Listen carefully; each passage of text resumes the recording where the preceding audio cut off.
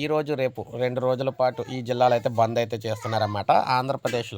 ఆంధ్రప్రదేశ్‌లో ఈరోజు, రేపు 2 రోజుల పాటు మన్యం మొత్తం బంద్ అయితే చేయడం అయితే జరుగుతుంది.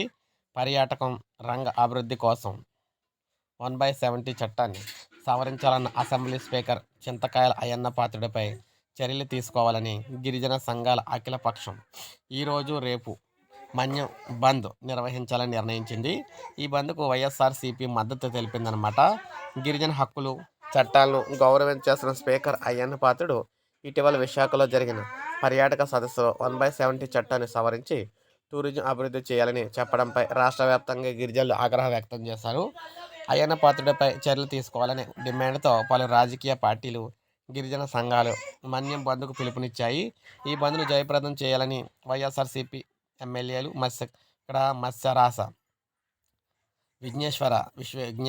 విశ్వేశ్వరరావు గారు, రేగం మత్స్యలింగం అరకు వారు కూడా మంచి విస్తృత ప్రచారం అయితే చేస్తున్నారు. ఎమ్మెల్సీ డాక్టర్ కుంభ రవిబాబు పాడేరులో ఎమ్మెల్యే విశ్వేశ్వరరాజుతో కలిసి పార్టీ నాయకులు, అఖిలపక్ష నేతలతో సమావేశమయ్యారు. మన్యంపై బంద్ అయితే చర్చించారన్నమాట. సో ఈ విధంగా ఇవాళ, రేపు కూడా మొత్తం ఏజెన్సీ అంతా కూడా, ఏపీలో ఉన్న ఏజెన్సీ అంతా కూడా బంద్ అయితే చేయబోతున్నారన్నమాట.